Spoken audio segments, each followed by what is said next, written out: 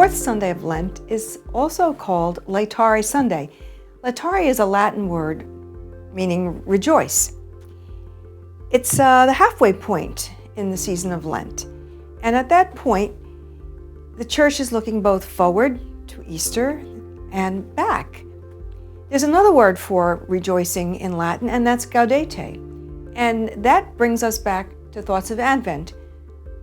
Laetare Sunday, Gaudete Sunday, the priest is wearing rose vestments on both of those days. If there have been no flowers on the altar, they might appear on these days. The theme for the Mass on the fourth Sunday of Lent is light. And in the Gospel, Christ cures the man born blind, and Jesus declares himself the light of the world. That's not what captured my attention. As a choir director, when planning music, you look at all the readings, not only for the day, but also the readings from the liturgy of the office during the week. The second reading for today really caught my attention, and I'll read it for you, a little line from there. St. Paul is writing to the Ephesians, and he says to them, quotes, "Awake, O sleeper, and arise from the dead, and Christ will give you light." Now, these Gentile Ephesians probably had no idea that Paul was taking this text, probably out of Isaiah or the book of Daniel. Bach wrote his famous "Wake, O wake and sleep no longer," which we sing in Advent, but the words and the thought are very appropriate for this Sunday as well. Who is the sleeper in Paul's letter to the Ephesians? It's the one who lives in intellectual darkness or ignorance, in spiritual laziness or indifference. It's the one who blindly and deafly pursues a sinful lifestyle, somebody who's really spiritually dead. The sleeper's senses are as unperceiving, as unreceptive as those of a corpse. And Paul shouts, "Wake up!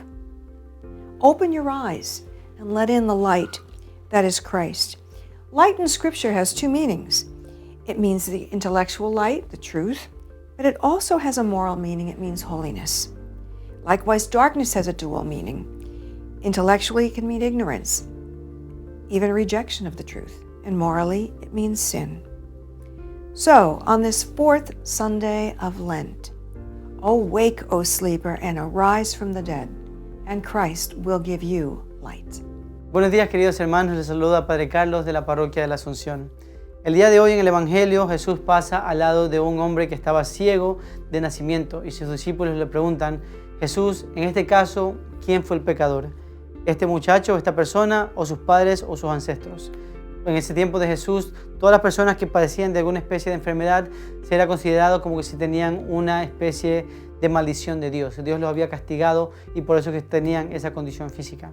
Entonces Jesús les dice, no, ninguno. Ni las personas, ni sus padres, ni sus ancestros son las personas que han pecado, sino que a veces sus cosas suceden para que Dios revele su gloria. Y esto es algo que también nosotros a veces tenemos que entender. Muchas veces pensamos que cuando nos pasan algunas cosas es un castigo de Dios, que Dios no me quiere, que Dios no escucha mis oraciones, que Dios me está castigando por algo que he hecho. Pero recordemos, por favor, por amor de Dios, el Señor no nos castiga. El Señor no manda maldiciones, el Señor no nos manda cosas para nosotros sufrir porque hemos hecho algo malo. A veces nosotros pues somos víctimas de las situaciones de otras personas, de los pecados que otras personas cometen, o simplemente pues a veces las cosas no salen de la mejor manera como nosotros quisiéramos que salgan. Pero el Señor más bien, a pesar de esa situación, a pesar de esos momentos de dificultad, el Señor siempre está ahí dispuesto a venir a darnos esa sanación, esa salvación justamente como se la dio a ese hombre ciego.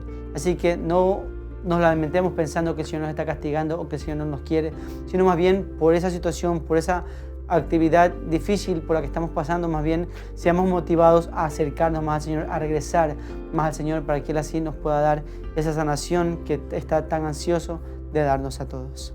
Que el Señor nos bendiga.